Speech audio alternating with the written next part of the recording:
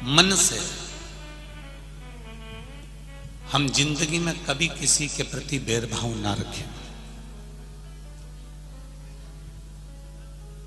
गलत अगर भोजन किया है तो हम गलत सोचेंगे, पर यदि भोजन करने के बाद भी हमने अगर भगवान के चरणारविंद का मात्र थोड़ा सा चरणोदक, थोड़ा सा अमृत तत्व ग्रहण कर लिया है, तो जो हमने भोजन ग्रहण भी करा है और मालूम पड़े कोई गलत जगह का भोजन कर लिया है और हमने शंकर भगवान पे चढ़ा हुआ वो जल थोड़ा सा हमने पी लिया है, तो हमारे भीतर अगर गलत भोजन चले भी गया है तो ये निश्चित है उस भोजन को शिव का चढ़ा हुआ चरणोदक पवित्र कर देता है, गंगा का जल मानकर उसको शुद्ध कर देता है।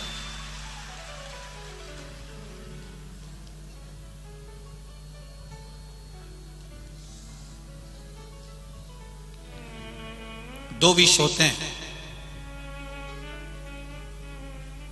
दो तरह का विष होता है। एक विष भोजन में मिलाया जाता है और एक विष कानों में मिलाया जाता है। जरा ध्यान देना मालेगांव वालों और जितने लोग आस्था चैनल पर सुन रहे हैं वो भी। एक विष भोजन में मिलाया गया है और एक विष कानों में घोला गया है। ये दो विष हैं। इसमें एक विष जो भोजन में मिलाया गया है उस विष से तुम बच सकते हो, पर जो कानों में जहर उगला गया है उससे जिंदगी में कभी बचला नहीं जा सकता, कभी नहीं बच सकते। उससे कभी बचा नहीं जा सकता। आप उससे कितना भी प्रयास कर लो नहीं बच सकते।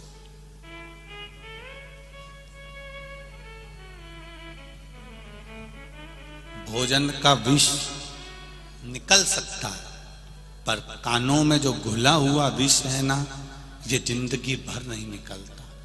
एक सास ने अगर बहू को अपशब्द कह दिया है, जेठानी ने देवरानी को अपशब्द कह दिया है, एक बेटे ने बाप को अपशब्द कह दिया है, एक भाई ने भाई को अपशब्द कह दिया है, एक बहन ने बहन को अपशब्द कह दिया है, किसी मोहल्ले के व्यक्ति ने, कॉलोनी के, सोसाइटी के व्यक्ति ने अपशब्द कह दिया है। एक बार अपशब्द किया और वो अपशब्द जीवन पर्यांत तक रहता है, मरते दम तक वो अपशब्द समाप्त नहीं होता। जब तुम उसको देखते हो तब तुम्हारा खून खोल जाता है। इसने मेरे साथ ऐसा किया,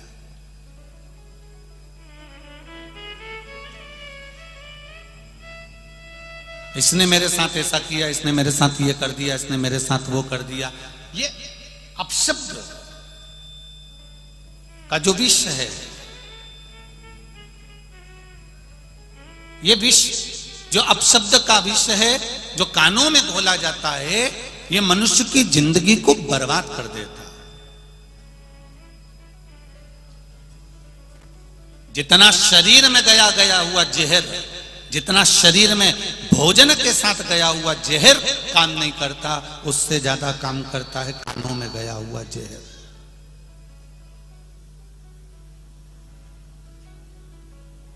आज संपूर्ण विश्व में, संपूर्ण ब्रह्मांड में करई क्या जा रहा है?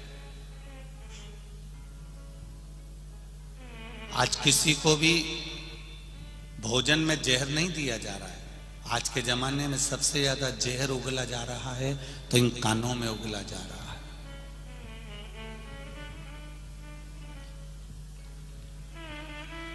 ये कानों का जो जहर है, ये जीवन को नष्ट करने वाला।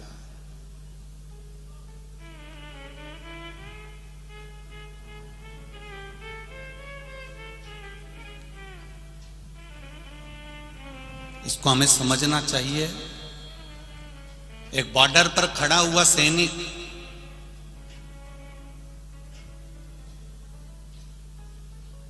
भारत और चीन की बॉर्डर पर खड़ा हुआ है, कहीं कहीं की बॉर्डर पर खड़ा हुआ है। एक बॉर्डर पर खड़ा हुआ सैनिक वेतन के लिए नहीं लड़ता है कि मुझे तनख्वाह मिल रही है इसलिए मुझे बॉर्डर पर जाकर इस कड़कड़ाती हुई धूप में, इस कड़कड़ाती ठंड में, इस कड़कड़ाती हुई बारिश में, इस बिजली में मुझे खड़ा रहना है।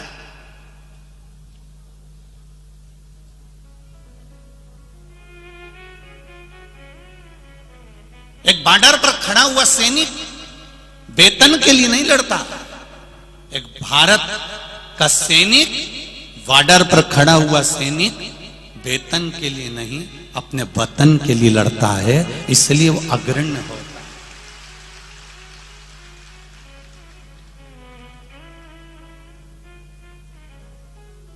वो वतन के लिए लड़ रहा है, अपने राष्ट्र के लिए।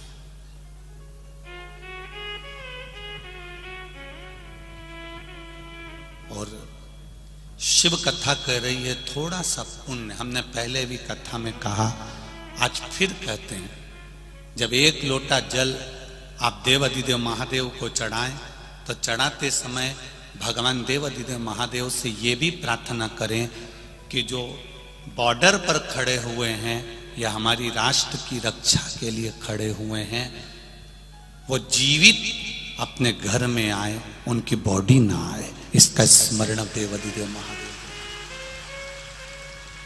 जीवित अपने घर में आए। एक लोटा जल हमें वो बॉर्डर पर खड़े हुए सैनिकों के लिए, जो राष्ट्र की सेवा में लगे हुए ये आदिक सभी लोग हैं, इनके लिए भी हमको एक लोटा जल समर्पित करना चाहिए कि राष्ट्र के लिए लड़ रहे हैं।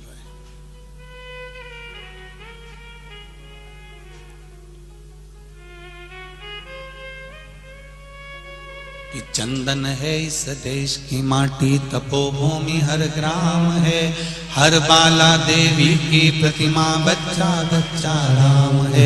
जिसके सैनिक समर भूमि पर गाया करते गीता है, उसी माटी के हल्के नीचे खेली करती सीता है। ये चंदन है भारत की भूमि, कोई साधारण भूमि नहीं है।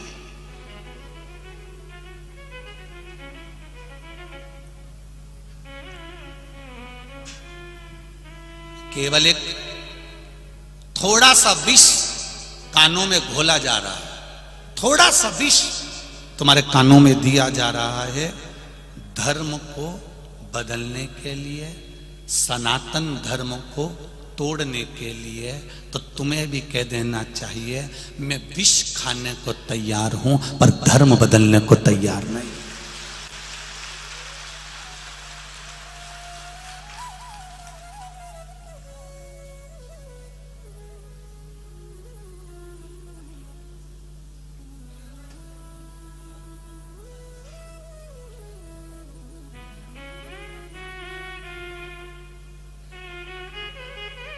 अपना धर्म छोड़कर, सनातन धर्म को छोड़कर हम अन्य धर्म में प्रवेश ना करें।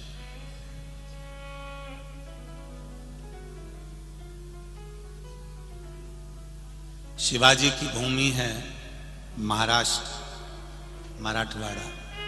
ये महाराष्ट्र, जिस महाराजा शिवाजी ने अपना प्राण लाकर रख दिया था केवल इस राष्ट्र को बचाने के लिए, धर्म को बचाने के लिए, संस्कृति और सभ्यता को बचाने के लिए।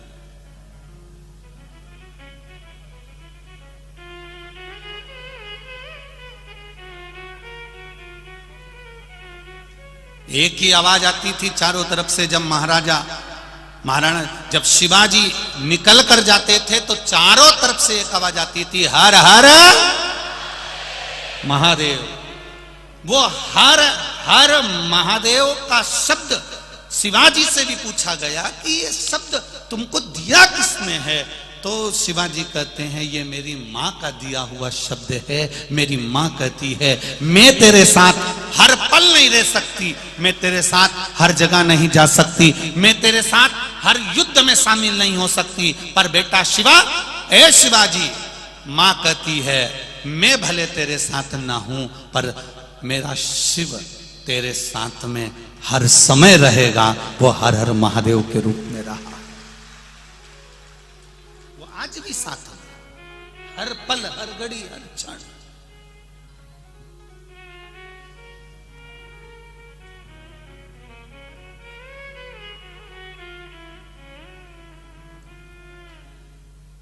आप लोग के मुख पर जिस दिन ये शब्द आ गया ना, कौन सा, जम के बोलिए जरा,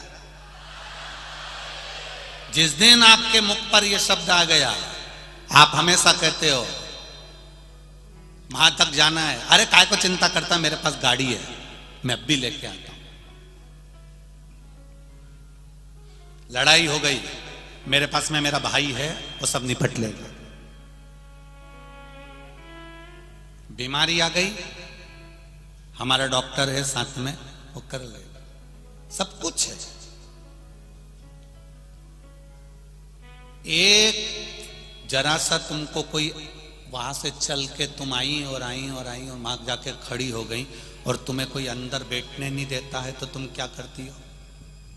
अभी रुक जा। और उन्हें धीरे से पर्स निकाला, उसमें से मोबाइल निकाला और उसने फोन लगा कर कह दिया, लो बात कर लो जरा। हम अंदर नहीं बैठने देंगे, जब बोल दिया ना नहीं बैठने देंगे तो नहीं बैठने देंगे, तो बात करना मोबाइल पे। और उसने जो मोबाइल पकड़ाया और मोबाइल पे जैसे ही बात करी, इतने देर में तो आइए भाभी जी बैठी, बोलो सही है कि गलत है? बस कितनी दम, एक मोबाइल लगाया और केवल जरा सी बात कराई और भाभी आगे आके बैठ गई। अब मोबाइल में इतनी दम है कि केवल एक फोन लगाया और भाभी आगे आकर बैठ गई, उतना दम हर हर महादेव में है कि वो भी आगे आकर बिठा देता है।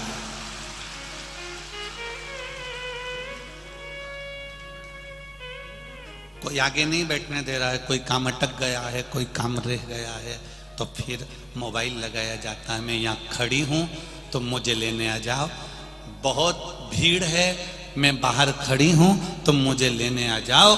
उसी तरह एक शब्द हम भी देवादिदेव महादेव से कहते हैं, हे भोले बाबा, संसार सागर में भटका हुआ हूँ, पड़ा हुआ हूँ, बहुत कष्ट में हूं, आप मुझे संभालने आ जाओ। तब देवादिदेव महादेव डमरू बजा देते हैं और आपको अपना लेते।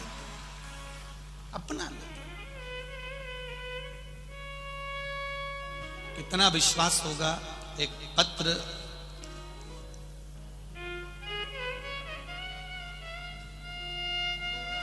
पायल सुजेंद्र सरोदे, गोलेगांव भुसावल, जिनका मोबाइल नंबर ये है, 9 वर्ष की लड़की है। मैं चाहूंगा आस्था चैनल पर इस बच्ची को दिखाइएगा जरा। वेंटिलेटर पर पड़ी रही, सांप ने पांव में 3 बार डसा। सांप एक बार डसता है, इस लड़की को 3 बार डसा। इसका वीडियो भुसावल से भेजा गया है, जरा आप देखिएगा।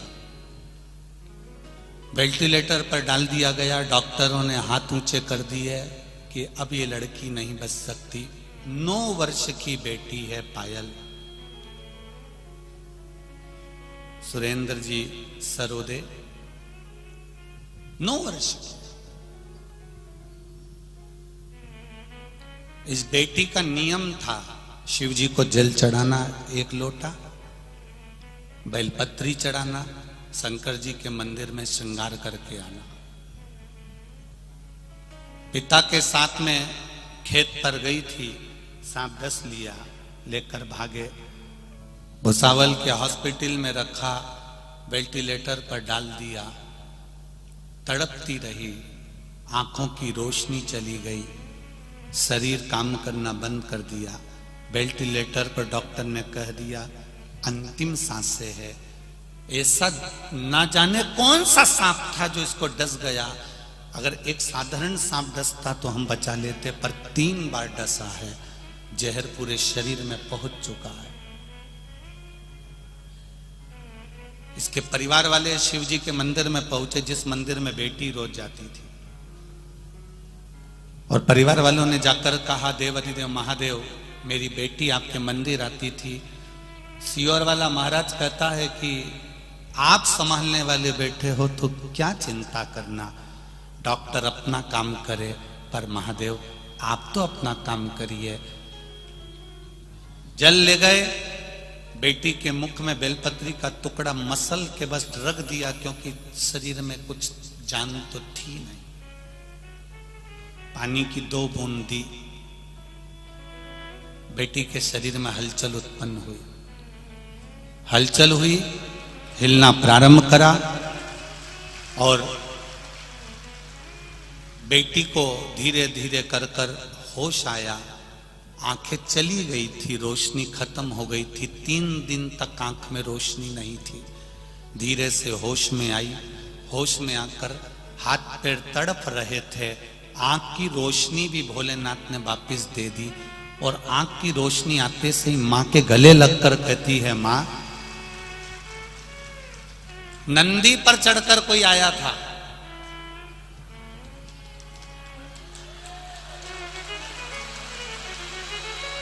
वो बेटी का फोटो देखिए जो तड़प रही है।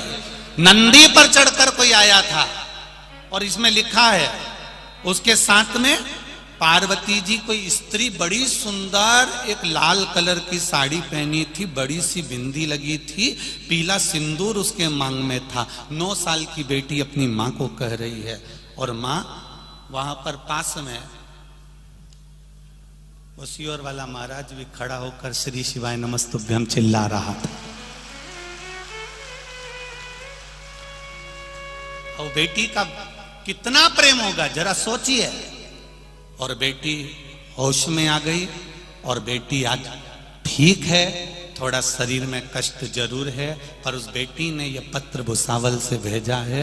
मैं बहुत बहुत धन्यवाद दूंगा इस पत्र को जो लेकर आए हैं उनको भी, और उस बेटी के लिए हम सब एक बार कहेंगे, श्री शिवाय नमस्तुभ्यम। फिर से कहिए, श्री शिवाय नमस्तुभ्यम। स्वस्थ हो, अतिशीघ्र स्वस्थ। ये शिव तत्व, ये शंकर, कितना विश्वास। एक पत्र और देखिए, हम पूरे पत्र तो अभी पढ़े नहीं है, पर थोड़ा पत्र और देखिए।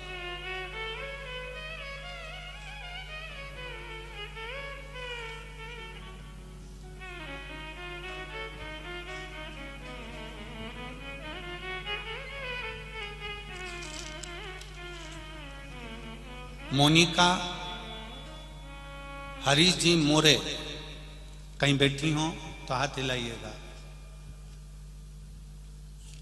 कहीं बैठी हो तो हाथ हिलाइएगा। दिख गई है क्या? दिख गई हो तो हाथ जरूर हिलाएं, दोनों हाथ हिला दें। अच्छा ठीक है, दिख गए, दिख गए, ठीक है। मोनिका हरीश जी मोरे, गुरुदेव, रहने वाली मालेगांव कैंप सोनारी गली यहां से हूं। 25 जुलाई 2016 को मेरी बड़े आंतड़ी में कैंसर हुआ था। मैंने 2 साल बहुत कठिनाई में गुजारे। उसके बाद मेरी तबीयत में कोई सुधार नहीं हुआ। धीरे धीरे धीरे धीरे धीरे धीरे करते करते शरीर शिथिल हो गया, बेकार होता चले गया। आंतड़े में, बड़ी आंतड़ी में कैंसर। बाबा को विनती करना चालू करा, शिव पुराण सुनना चालू करा।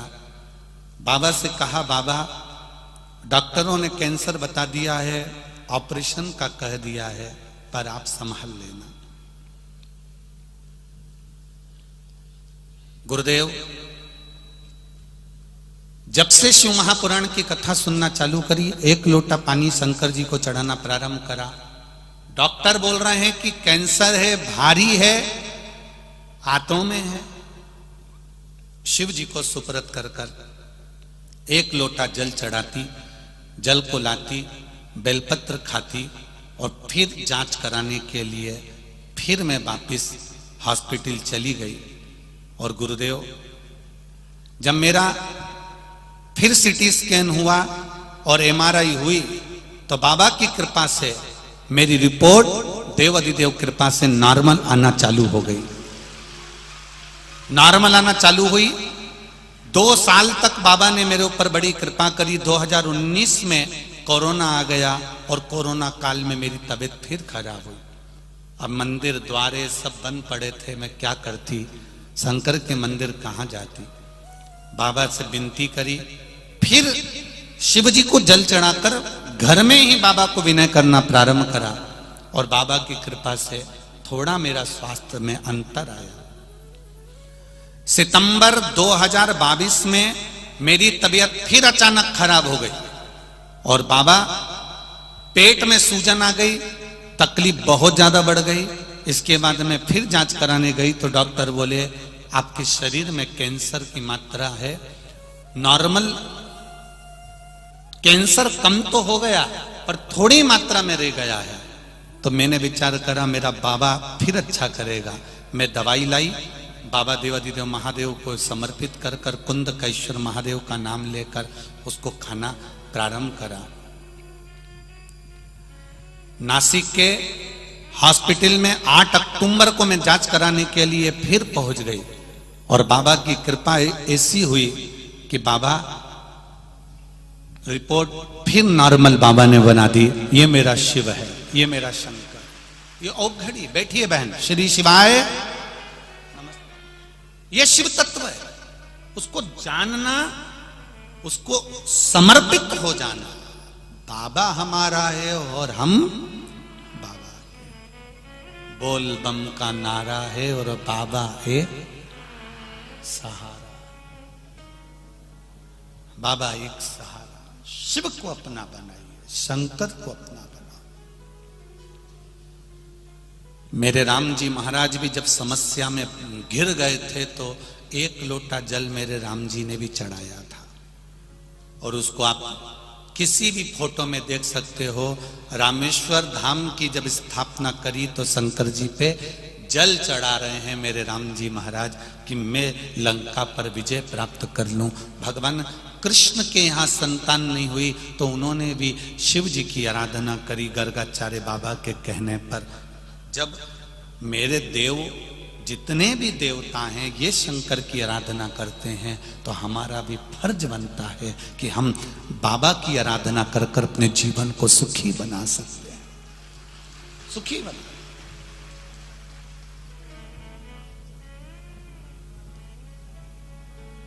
बैठा है वो अलमस्त,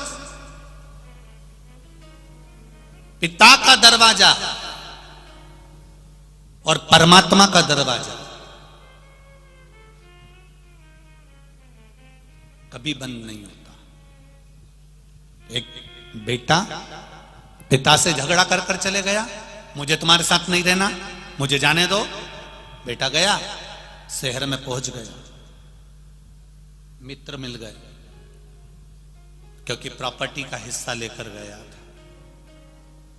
जब तुम्हारे पास में धन होता है तो मित्र भी बहुत हो जाते हैं। बहुत प्रशंसा करने वाले मित्र मिल जाएंगे, ताली मित्र। होटल में खाने वाले मित्र मिल जाएंगे, थाली मित्र। मैं खाने में ले जाकर पिलाने वाले मित्र मिल जाएंगे, प्याली मित्र। ताली, थाली और प्याली, ये मित्र तो किसी के भी बन सकते हैं, पर सही मित्र वो होता है जो तुम्हें शंकर के मंदिर तक ले जाकर छोड़ दे। वो मित्र बड़ा कठिन से मिलता है। मंदिर को छुड़ाने वाले मित्र ढेर मिल जाएंगे, भगवान के पास छुड़वाने वाले। भगवान के मंदिर मत जाओ, भगवान के पास जाकर क्या करोगे? क्या होता है पानी? पत्थर पर दूध चढ़ाने से क्या होता है? जल चढ़ाने से क्या होता है? बेलपत्र चढ़ाने से।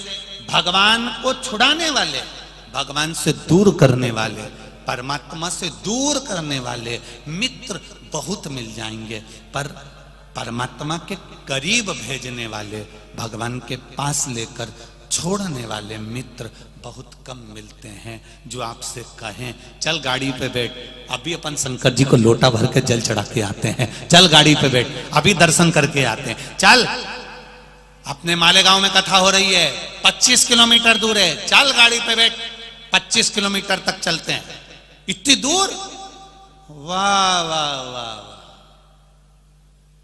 आज के छोरा छोरी की शादी करने के लिए तो इतनी दूर जा रहे गोवा, भुवनेश्वर, बोलो सही है कि गलत है? छोरा छोरी मालेगांव के और शादी कर रहे वहां जाके। छोरा छोरी की शादी करने वाले मालेगांव से जब इतनी दूर जा सकते हैं तो वो शादी करने वालों से भी निवेदन है कि फिर शिव पुराण तक क्यों नहीं आ सकते, जरा विचार तो करो। छोरा छोरी की शादी कर, अच्छा विचार करो, छोरा छोरी की शादी करी पर उसकी कोई गारंटी नहीं है कि छोरे की बहू तुमको 2 रोटी दे देगी, उसकी कोई गारंटी नहीं है। पर इस बात की गारंटी हम लेते हैं कि शंकर की कथा अगर दिल से सुनी है तो पेट तो मेरा महादेव भर ही देगा, ये निश्चित है। शादी में 50 लाख, 1 करोड़, 25 लाख, 20 लाख रुपए खर्च करे, कोई गारंटी नहीं कि बहू 2 रोटी देगी, गरम रोटी देगी, ये कोई गारंटी नहीं। अब वो गरम रोटी दे रही है कि गरम गरम डंडे दे रही है, इसका कोई गारंटी नहीं, कोई गारंटी। अब वो तो कौन के गुरुजी, अब तुमसे हम पूछें तो कोई तुम बोलोगी बस चेहरा उतार के बैठी रहोगी तो तुम्हें गुरुजी समझ जाएगा पापड़ी की हालत वैसी ठीक है, कई करे उसमें क्या बोले।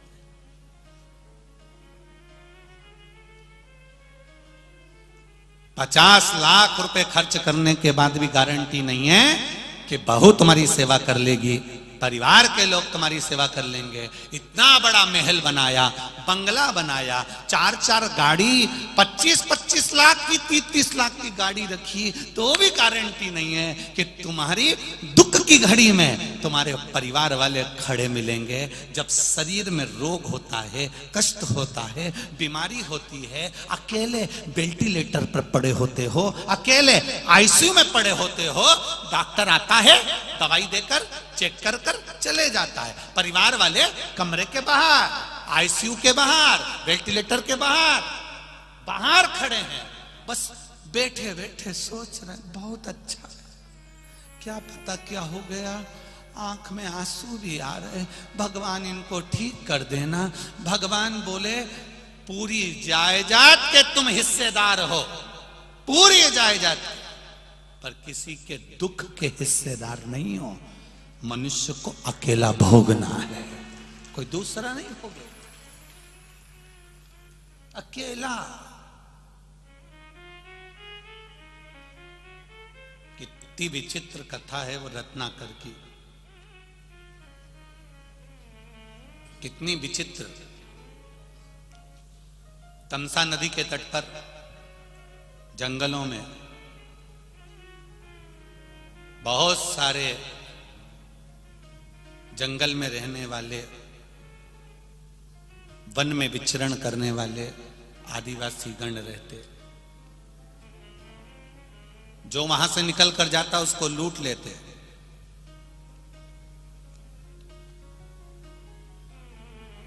किसी को मार देते, किसी को काट देते, दूसरों का धन इकट्ठा कर लेते। उसी में एक था क्रूर सेन, इतना ज्यादा क्रूर था वो क्रूर सेन कि अगर कोई धन नहीं देता था तो वहां उसका गला काट देता था। बहुत तकलीफ में क्रूर सेन से बड़े त्रसित हो गए लोग। उसकी धर्म पत्नी बड़ी धर्मात्मा थी। धर्म पत्नी ने अपने पति क्रूर सेन से कहा, चोरी कर कर कर इतना धन लाते हो, डाका डाल कर इतना धन लाते हो, लोगों को काट कर मार कर इतना धन लेकर आते हो, लूट कर इतना धन लेकर आते हो, अपने घर में तो वैसे ही बच्चे नहीं हैं, संतान नहीं है, पुत्र नहीं है, औलाद नहीं है, फिर ये किसके लिए इकट्ठा कर रहे हो, किसके लिए जोड़ रहे हो? क्रूरसेन ने कहा संतान नहीं है तो क्या हुआ, क्या मैं धन इकट्ठा नहीं करूं? पत्नी ने समझाया, क्रूरसेन नहीं माना तो कह दिया कल तेरे संतान नहीं है तो मैं किसी की संतान उठा के ले आऊंगा। पत्नी हाथ जोड़ के बोली किसी मां का क्यों दिल दुखाना, अरे जब उसके यहां संतान हो गई थोड़े दिन रोएगी, उसके घर में दूसरी संतान हो जाएगी, कम से कम तेरी गोदी तो भरा जाएगी, अपनी जायदाद संभालने वाला तो कोई मिल जाएगा। क्रूरसेन को गुस्सा आया, नगर में चले गया, गांव में चले गया, एक ब्राह्मण के बच्चे को उठाकर ले आया, पत्नी की गोद में दे दिया। पत्नी ने उस बच्चे से लाड़ प्रेम करा, स्नेह करा, उसको पाल पोस कर बड़ा करा, बड़ा हो गया तो वो बच्चा क्रूरसेन के साथ में शिकार पर जाने लगा, लोगों को लूटने लगा, वो भी लूटपाट में लग गया। उसका नाम था रत्नाकर। क्या नाम पड़ा? रत्नाकर। वो भी लूटने लगा, वो भी लोगों को मारने लगा, वो भी डाका डालने लगा, वो भी चोरी करने लगा।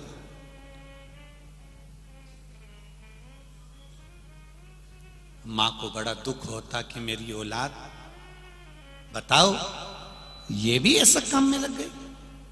एक लगा हुआ था ठीक था, पर पिता के ये भी ऐसा चोरी करे, ये भी डाका डाले, ये भी लोगों को मारे, ये कहां का तरीका है? तो उसको मां को बड़ा दुख होता था। धीरे धीरे रत्नाकर जब बड़ा हुआ, शादी कर दी, बच्चे हो गए, सब कुछ आनंद हो गया, बहुत बड़ा डाकू बन गया, बहुत बड़ा डाकू।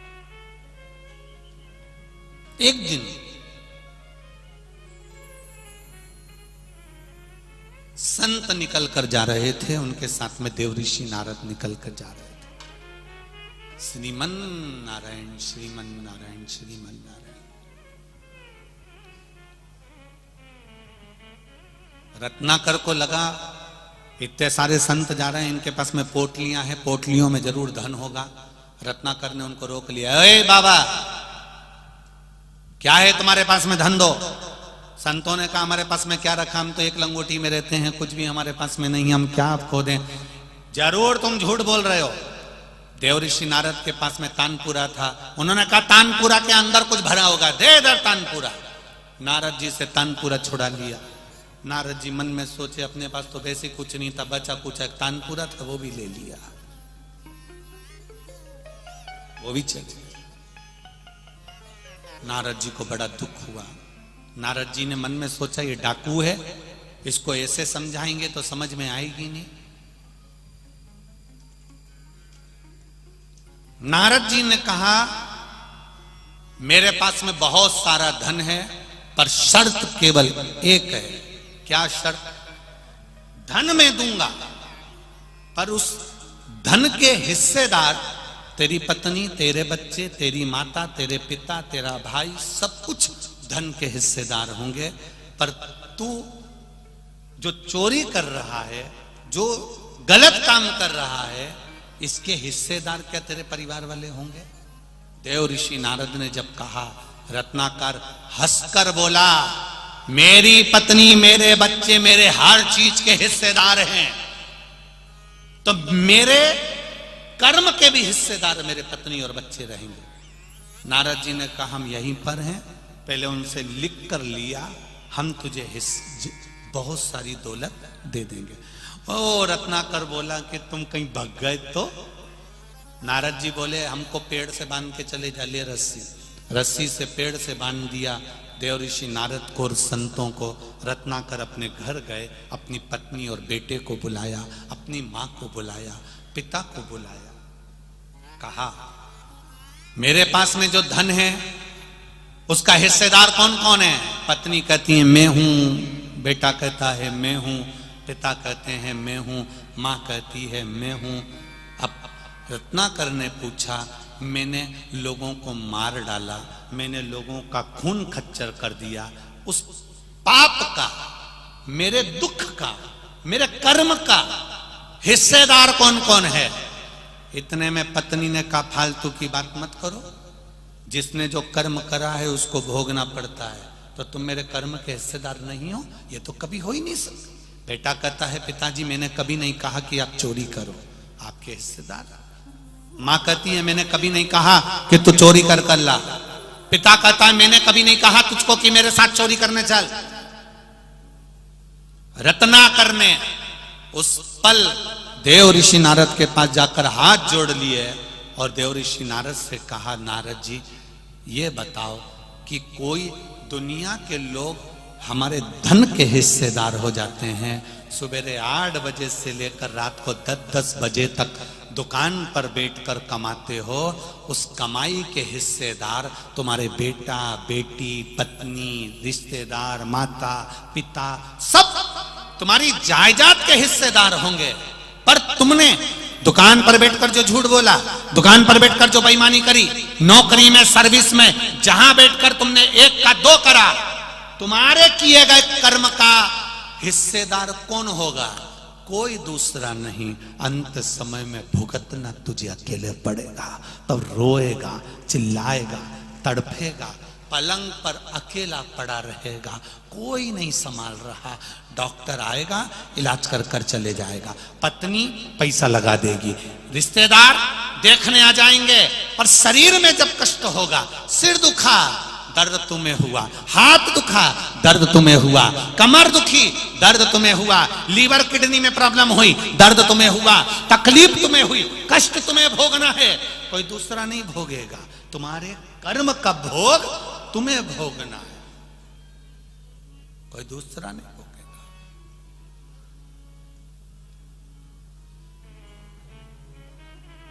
सब पढ़ा।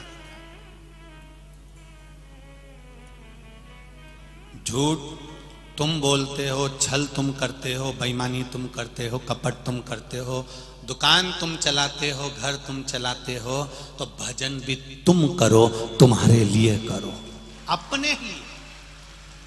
1 लोटा जल शंकर जी के मंदिर में जाकर चढ़ाना प्रारंभ करो, अपने लिए, कोई दूसरे के लिए नहीं। और चढ़ाया गया जल किस जगह काम आएगा? वो जल ही एक पत्र आया है, देखिए।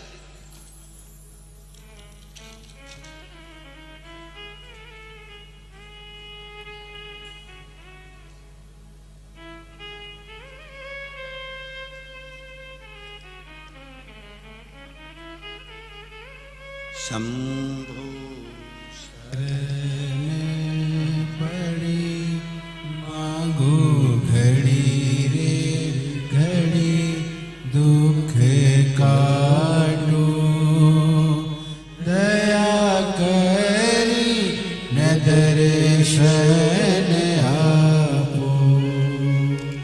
शंभु शरण पड़ी मांगो घड़ी रे घड़ी दुख काटो, दया करे न दर्शन आपो।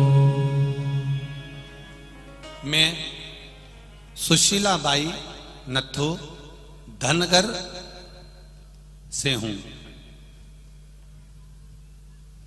मेरा बेटा सुनील नथु धनगर से, अमलनेर जिला जलगांव महाराष्ट्र से हूं। कहीं बैठे हो तो हाथ हिलाइएगा। आप ही हैं? दोनों हाथ हिला दो एक बार। श्री शिवाय नमस्तुभ्यम। मेरा बेटा सुनील नथु धनगर, अमलनेर जिला जलगांव महाराष्ट्र से हूं। शिव की महिमा का क्या बखान करूं गुरुदेव। मेरा बेटा 27 अक्टूबर 2022 को दीनानाथ मंगेशकर हॉस्पिटल में एडमिट हुआ था। डॉक्टर ने बताया कि मेरे बेटे का लीवर में सूजन है और किडनी ने काम करना बंद कर दिया। 4 जगह पर जांच कराई, हर जगह पर यही निकला कि किडनी काम करना बंद कर दी है और शरीर में सूजन बढ़ने लगी है, पानी भरने लगा है। डॉक्टर बोले आधे घंटे के अंदर डायलिसिस की प्रक्रिया प्रारंभ करना पड़ेगी। हमारा मन दुख गया गुरुदेव। मोबाइल पर हॉस्पिटल में कोई शिव महापुराण की कथा सुन रहा था। मोबाइल लेकर कथा का स्मरण करा, बाबा से वहीं बैठकर विनती करी। मोबाइल पर जब शिव पुराण कथा पर विनती करी और बाबा से आपने कथा के बीच बीच में बार बार कहते हो 1 लोटा जल 1 लोटा जल। मैंने उसी समय डायलिसिस की तो तैयारी चल रही थी और मैं 1 लोटा जल लेकर शिव जी के मंदिर चली गई। बाबा को जल चढ़ाया, विनती करी, बाबा मैंने अभी तक तो शिव पुराण नहीं सुनी थी, पर मोबाइल पर किसी दूसरे के मोबाइल पर सुनी है। विनती करने आई हूं बाबा, मेरा बेटा जो युवान अवस्था का है उसके किडनी ने काम करना बंद कर दिया, लीवर में सूजन आ गई है, आप कुछ कर दो ना बाबा। बाबा से विनती करी, चढ़ाए हुए जल को लेकर गई, बेटे से कहा 2 बूंद पी ले, फिर डायलिसिस के लिए जा। बेटे के मुख में जल दिया, डायलिसिस के लिए उसको लेकर गए। डॉक्टरों ने कहा एक बार फिर से जांच करी जाए। वापिस जब जांच करी गई तो लीवर और किडनी दोनों काम करना चालू कर दी थी और लीवर और किडनी ने काम करना प्रारंभ कर दिया। अब ठीक है बाबू, श्री शिवाय नमस्तुभ्यम, बैठिए, हर हर महादेव। किडनी और लीवर ने काम करना प्रारंभ कर दिया। यह शिव तत्व है। आपकी भक्ति, आपका विश्वास, आपकी दृढ़ता, आपका भरोसा क्या देगा मेरा देव अधिदेव महादेव, ये तो हम नहीं जानते, पर इतना जरूर जानते हैं, जिस दिल से, जिस भाव से मेरे मालेगांव के इस पावन धरा पर आप लोग कथा सुन रहे हैं, मेरा बाबा खाली तो नहीं भेजेगा, झोली जरूर भरकर भेजेगा, ये निश्चित। कितना, एक पत्र देखिए, 10 साल तक संतान नहीं हुई और सहेली ने केवल इतना कह दिया तू जा।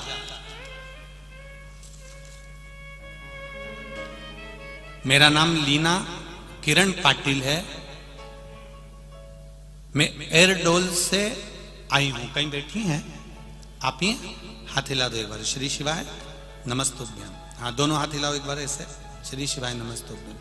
मेरा नाम लीना किरण पाटिल है, मैं एयरडोल से आई हूं। मेरी सहेली सोनाली बाबी, उसको 10 साल से संतान नहीं थी। डॉक्टर ने टेस्ट बेबी का बोला, उसने 2 बार टेस्ट बेबी करवाया, संतान का सुख नहीं हुआ। तब मेरी सहेली ने कह दिया मुझे भगवान ने बांझ रख दिया, संतान नहीं है।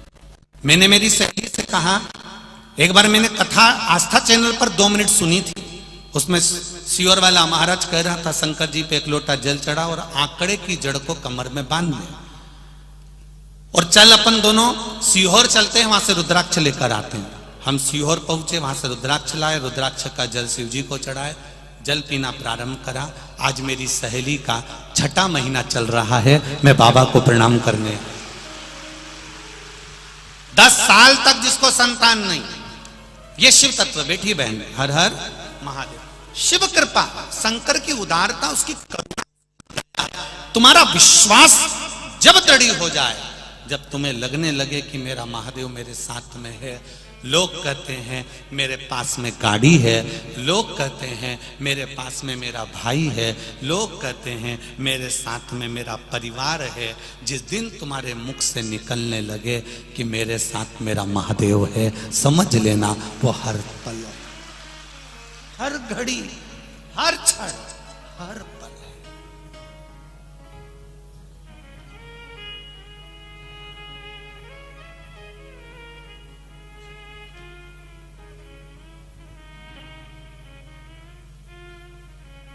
बनाओ अपने बेटे को शिवाजी बनाओ, महाराणा प्रताप बनाओ, गुरु गोविंद सिंह बनाओ, मां हिल्या बनाओ, अपने बच्चों को वीर बनाओ, अपने बच्चों को जोकर मत बनाओ।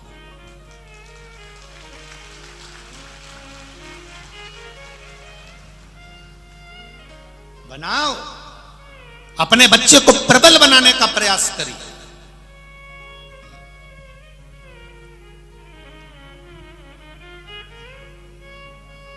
एक रत्नाकर देवऋषि नारद से कहते हैं कि मेरा परिवार मेरा साथ नहीं दे रहा है, अब कौन साथ देगा? रत्नाकर ने कह दिया ये सब झूठा संसार, मैं तुम्हारे साथ चलूंगा। भगवान देव ऋषि नारद ने मंत्र दे दिया, वो तपस्या में लीन हो गया, शरीर पर मिट्टी जम गई, बॉबी बन गई। भगवान ने आकर दर्शन दिया, माता सरस्वती के साथ में ब्रह्मा जी ने दर्शन दिया। ब्रह्माणी बोली, तुम बॉबी से प्रकट हुए हो, तुम्हारे शरीर पर रत्नाकर डाकू, तेरे शरीर पर ये मिट्टी का ढेला जम गया, तूने तप साधना में लीन हो गया, मैं प्रसन्न होती हूं, आज से तेरा नाम वाल्मीकि होगा और तू सारे वेद और शास्त्रों का ज्ञाता होगा। जब हमें अपने जीवन का लक्ष्य मालूम पड़ जाता है, जब हमें अपने जीवन का मार्ग मालूम पड़ जाता है, कितना भी बुरा से बुरा व्यक्ति हो, वो भी रत्नाकर से वाल्मीकि बाबा बन जाता है। साधारण नहीं है हमारा। अब पहचानो अपने आप को कि हमें मनुष्य की देह मिली, मानव का शरीर मिला, हम क्यों संसार वालों के आगे रोएं? दुख आया, परिवार वाले के पास जाके रो रहे हैं, कष्ट आया, परिवार वालों के पास जाकर रो रहे हैं, कर्जा हो गया, दूसरे के आगे हाथ फैला रहे हैं, कर्जा होने पर दूसरे के आगे हाथ फैला रहे हैं, भैया 1 लाख का सपोर्ट कर दो, भैया 50,000 दे दो, भैया 25,000 दे दो।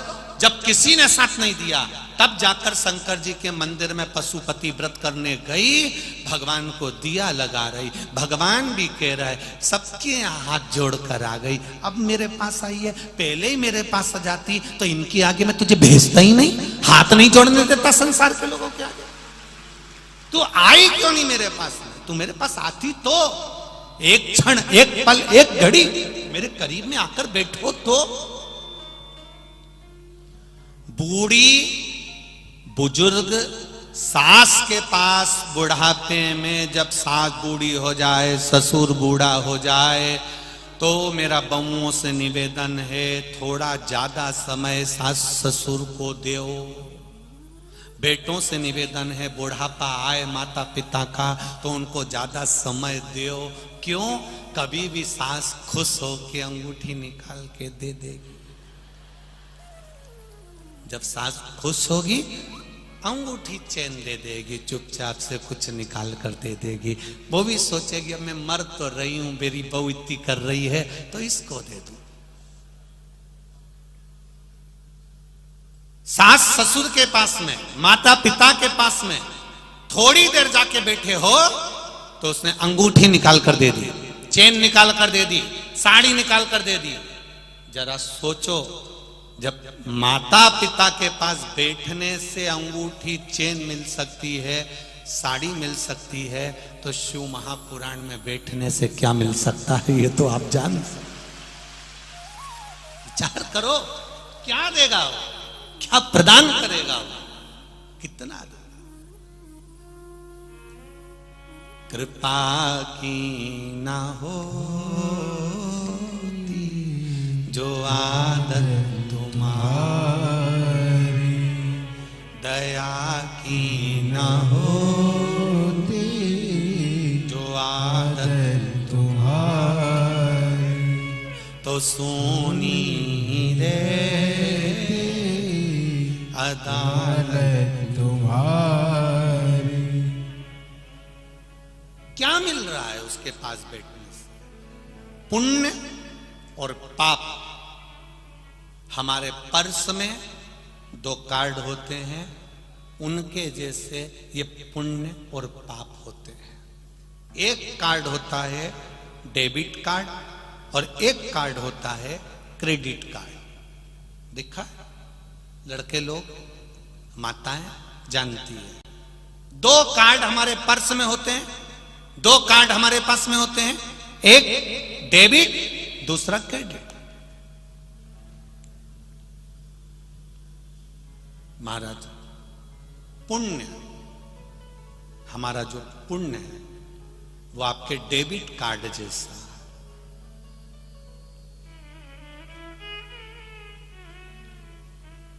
पुण्य डेबिट कार्ड। डेबिट कार्ड कैसा होता है? दुकान में गए, कार्ड लिया, फंसाया, पैसा उसके खाते में पहुंच गए और तुमने चाउमीन खाई। तुमने होटल में बैठ के एंजॉय करा।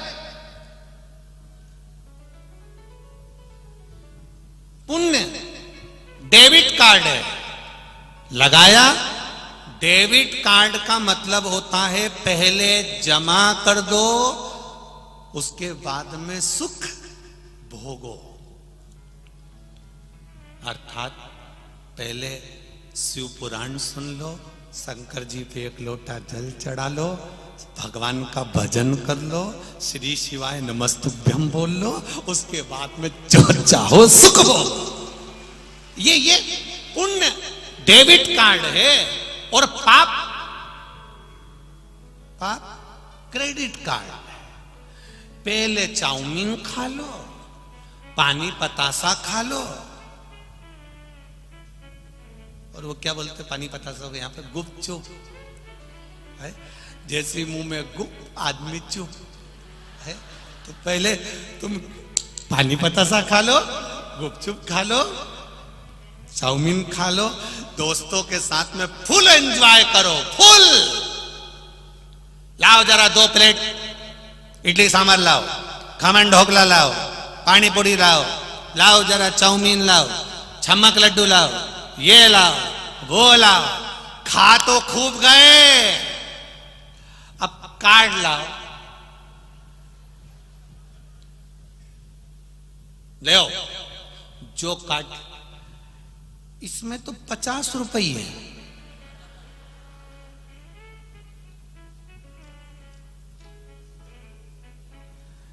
दोस्त से कहा तेरा कार्ड दे दे, मैं तो घर भूल ही आया। तेरी जेब में कुछ है क्या? लाया ही नहीं, अब तू पार्टी दे रहा था तो मैं नहीं लाया। मेरे कार्ड में तो 50 रुपए। उसने कहा अंदर चलो। अंदर जाके 5 को कहा बर्तन दे दो, धो। बस जैसे होटल में बर्तन धो रहे हो, ऐसे ऊपर वो भी धोएगा, ऐसा धोएगा, ऐसा धोएगा, ऐसा धोएगा, और कहेगा खूब भोग करा। एसी के कमरे में सोया, डल्लभ की गादी पर सोया, खूब खाया पिया, मौज करा, गाड़ी पर घूमने गया, चारों तरफ मालेगांव की होटल होटल घूमता रहा। पर मालेगांव में शिवपुराण की कथा हुई, एक दिन नहीं गया, धो धो। अब ऊपर कह रहा है वंस मोर, वंस। मैं परिवार वालों से कह के पैसे डलवा देता हूं। अब परिवार वाले सैया दान कर रहे, गऊ दान कर रहे, ब्राह्मण को भोजन करा रहे, और सोच रहे कि इसके कार्ड में पैसा जमा हो रहा है। वो जीते जी नहीं कर पाया तो मरने के बाद क्या खाक करे। शरीर दिया था इतना बड़ा भगवान ने इसी कार्ड को भरने के लिए, इसी क्रेडिट कार्ड को भरने के लिए, कि भर ले राम नाम, कृष्ण नाम, शिव नाम, भगवान की भक्ति में भर ले। मालेगांव में कथा हुई, एक जगह पर खड़े होकर पानी पिला देता, किसी को एक फल खिला देता, इतने सारे शिव के भक्त दूसरी बार मालेगांव में नहीं आएंगे।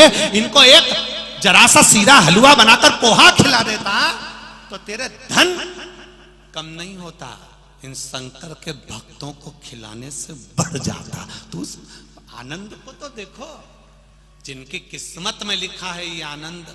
कभी आप लोग, मैं मालेगांव वालों से निवेदन करूंगा, आपको लगता है कि दिन में बहुत ज्यादा लाखों की संख्या में लोग आ रहे हैं, भीड़ हो रही है, तो रात्रि को जब यहां पर शंकर के भक्त सोएं, अब लोगों ने सत्य को मिटा दिया, शिव को मिटा दिया, सुंदर बनने के लिए एक लगा दिया। आज के जमाने में लोग तिलक भी लगाते हैं तो सुंदर कैसे दिखे, वैसा तिलक हमारा होना चाहिए।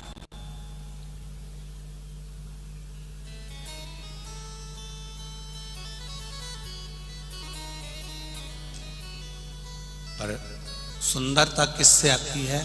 तुम्हारे मुख से जो तुमने अच्छी वाणी बोली है, सत्य बोला है, श्रेष्ठता का शब्द बोला है, सुंदरता उससे प्रकट होती है। ब्रह्मा जी का सिर कटा, सृष्टि की रचना का भार दिया,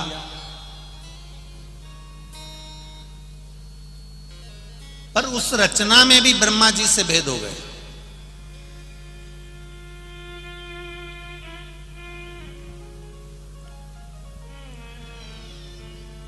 जब थोड़ा सा पुण्य प्रखरता की हो रहा था,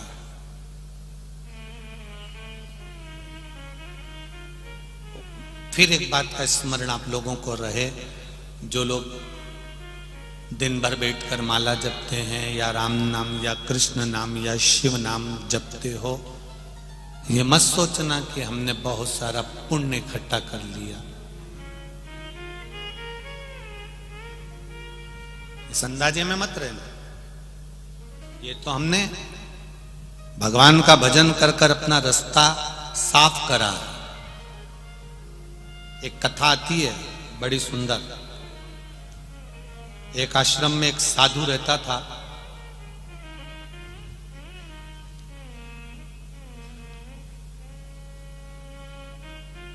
बहुत साल हो गए उसको उसी आश्रम में रहते रहते, बहुत साल। और कई साल बीत गए आश्रम में रहते रहते रहते रहते रहते रहते 30 साल से लगातार भगवान का भजन कर रहा था। 30 साल से लगातार मुख से भगवान का नाम जपना उसने बंद नहीं।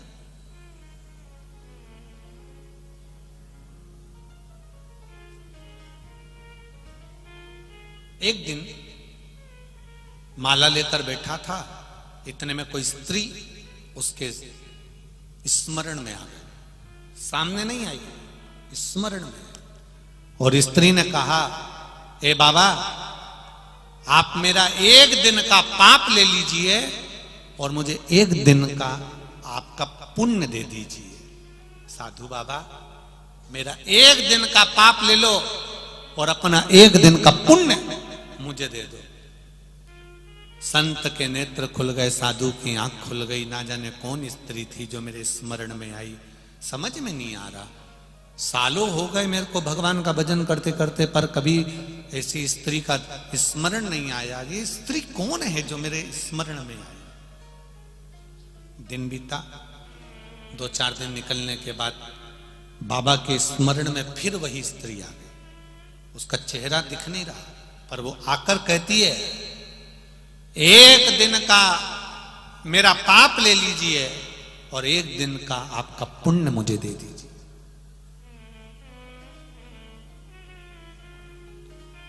संत के, साधु के समझ में नहीं आया। साधु को लगा कि मेरे गुरुजी ने कहा था कि अपना पुण्य, दुनिया का सब कुछ दे दो पर अपना पुण्य किसी को मत दो। मेरे गुरु ने कहा था।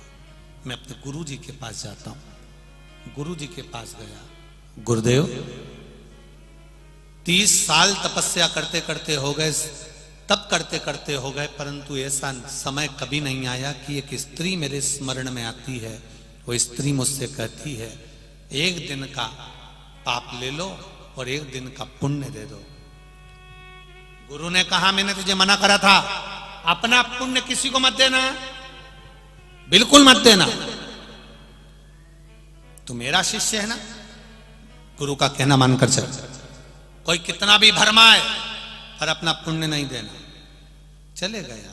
वो फिर तपस्या में बैठा, स्त्री फिर आ गई। बाबा, एक दिन का पाप मेरा ले लीजिए, एक दिन का पुण्य आपका दे दीजिए। परमार्थ का कार्य करिए बाबा। संसार में परमार्थ से बड़ा कोई सुख नहीं है बाबा। ले लीजिए ना मेरा पाप, आपका पुण्य दे दीजिए ना। संत ने क्रोध में आकर पूछ लिया, तुम कौन हो? क्यों मुझे परेशान कर रही हो बार बार बार बार? स्त्री ने कहा, मैं तो खुद दूसरे के कल्याण के लिए आपसे पुण्य मांग रही हूं बाबा, आप दे दीजिए ना। चली गई। फिर तब करने बैठा, वो स्त्री फिर आ गई। रहा नहीं गया। फिर वो गुरु जी के पास गया।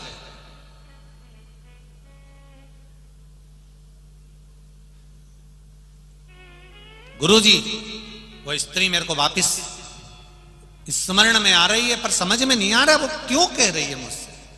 वो कहती है परमार्थ करो, कोई बहुत परेशान है, उसका कल्याण करना है, इसलिए मैं आपका पुण्य मांग रही हूं। गुरु जी ने कहा मैंने मना कर दिया ना, नहीं देगा तो नहीं देगा, चले गया। फिर बैठा वो आंख बंद करके, फिर वो स्त्री आ गई, मेरा एक दिन का पाप ले लो, एक दिन का पुण्य दे दो। आखिरी में उसने सोचा क्या करूं, तब उसने देव अधिदेव महादेव को याद किया। हे महादेव, मैंने आज तक तुम्हारा भजन नहीं किया, केवल मैं अपनी भक्ति में लगा रहा, जाप में लगा रहा, स्मरण में लगा रहा, कभी मैंने शंकर का नाम नहीं लिया। परंतु मुझे मालूम है शिव जब भी निर्णय देते हैं वो साधारण निर्णय नहीं होता। आज आपसे निर्णय मांग रहा हूं महादेव, मुझे निर्णय दे दीजिए, क्या करूं मैं, क्या करूं। इतनी देर में तो महादेव ने आकाशवाणी कर दी, और महादेव ने आकाशवाणी कर कर कहा, रे साधु, तो किस बात में अकड़ रहा है, तेरे पास में कौन सा पुण्य है जो तू अकड़ रहा है, इतरा रहा है, बार बार अपने गुरु के पास जा रहा है, तेरे पास में कौन सा पुण्य है। साधु कहते हैं 30 साल घर छोड़कर, परिवार छोड़कर, पत्नी छोड़कर, बच्चे छोड़कर, 30 साल से जंगल में बैठकर लोगों से मांगकर, भिक्षा मांगकर, अपना यापन कर कर मैं भगवान का भजन कर रहा हूं, जप कर रहा हूं, नाम जप रहा हूं, ये पुण्य नहीं है मेरे पास। देवादिदेव महादेव ने कहा, दूसरे का अन्न खाकर, 10 जगह जाकर, आकर बैठकर भजन कर रहा है, अपनी पत्नी छोड़ दी, बच्चे छोड़ दिए, परिवार छोड़ दिया, कुटुंब छोड़ दिया, एकांत में आकर बैठकर नाम जप रहा है, ये पुण्य नहीं है। तो पुण्य किसको कहते हैं? महादेव कहते हैं, तेरी पत्नी को तू छोड़कर आ गया था, छोटा सा बच्चा उसकी गोदी में था, 2 बच्चे उसके थे, पत्नी तुमको 3 महीने तक ढूंढती रही, मेरा पति आएगा, पति आएगा, बच्चों के लिए उनका पिता आएगा, तू नहीं आया। दर दर ठोकर खाती, कहीं बर्तन मांजने जाती, कहीं झाड़ू लगाने जाती, सब दूर लोग उसको गलत दृष्टि से देखते। तब एक आश्रम में, जहां पर जिसको कुष्ठ रोग हो जाता था, उस कुष्ठ रोग के आश्रम में चली गई और वहां सेवा में लग गई। थोड़ी सी तनख्वाह मिलती, अपने बच्चों का पालन करती।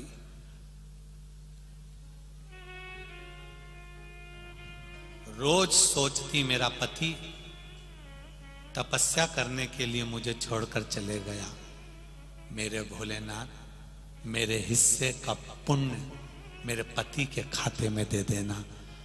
मेरे से भजन नहीं हुआ, कम से कम मेरे पति ने तो कर लिया। वो नारी रोज अपने आप को कोसती, मैंने कौन सा पाप करा भगवान जो मेरा पति छोड़कर चले गया, मैंने कौन सा पाप करा जो मेरा पति मेरे बच्चों को मुझे छोड़कर चले गया, मैं दर दर ठोकर खा रही भोलेनाथ, मैंने कौन सा पाप करा। और रोज शिव जी से प्रार्थना करती, मेरे हिस्से का पुण्य मेरे पति के खाते में दे देना जो तप करने गया है। महादेव कहते हैं, साधु, पत्नी को छोड़ दिया, बच्चों को छोड़ दिया, परिवार को छोड़ दिया, कुटुंब को छोड़ दिया, 10 जगह से मांग कर भोजन किया, माला पकड़कर बैठ गए, ये पुण्य नहीं है। तुमसे ज्यादा पुण्य तो तुम्हारी पत्नी ने कमाया कुष्ठ रोगियों की सेवा कर कर। तुमसे ज्यादा पुण्य तुम्हारी पत्नी ने कमाया कुष्ठ रोगियों की सेवा कर कर। सेवा करने जाती, जिनको लोग छोड़कर चले जाते उनकी सेवा में लग जाती, वापिस आती, स्नान करती, बच्चों की सेवा में लग जाती। तो भी उसके मन में कितना पुण्य था, जो पति छोड़कर चले गया उसके बाद भी कह रही है कि मेरे पति के खाते में पुण्य चले जाए। तुम्हारे सामने जो बार बार आकर जो स्त्री पाप देकर पुण्य मांग रही है, वो स्त्री कोई दूसरी नहीं है, वो तुम्हारी धर्म पत्नी है, जो तुम्हें पाप नहीं दे रही है। तुमने पुण्य कुछ नहीं कमाया, तो पाप के बहाने वो अपना पुण्य तुझे प्रदान कर रही है, कोई दूसरी नहीं है। अपने क्या क्या कह रही है रोज कि एक दिन का पाप मेरा ले लो, एक दिन का पुण्य तुम्हारा दे दो। वो पाप नहीं दे रही है, तुम्हारे पास में ये गलत फहमी है कि तुम्हारे पास में पुण्य ज्यादा है। जो लोग सोचते हैं कि हम भगवान का इतना नाम ले रहे हैं तो हमने पुण्य कमाया, हमने ढेर सारा पुण्य कमा कर बैठ गए, अंदाजे में मत रहना। पुण्य किसको कहते हैं समझ लेना, अच्छे से समझना। पुण्य किसको कहा गया? किसी को भोजन की जरूरत है और तुमने उसको भोजन कराया, किसी को पानी की जरूरत है, तुमने उसको पानी पिलाया, किसी को शिक्षा की जरूरत है, तुमने उसको शिक्षा प्रदान कर दी, किसी को औषधि की जरूरत है, तुमने मेडिकल से दवाई लाकर दे दी। इससे बढ़कर दुनिया का कोई पुण्य नहीं है, कोई पुण्य नहीं।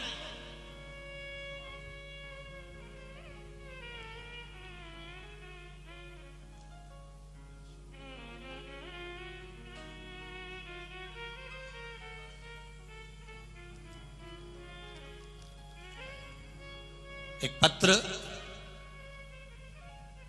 कल जब कथा पूरी हुई, हमारा जो कार्यालय लगा है उस कार्यालय पर बहुत सारे पत्र लोग जमा कर देते हैं। उसमें एक पत्र आया है जो हमारे कमरे में रखा है। वो जो कथा के यजमान हैं आदरणीय दादा साहब भूसे जी, उनके लिए लिखा है। किसी एक बेटी ने वो पत्र लिखा,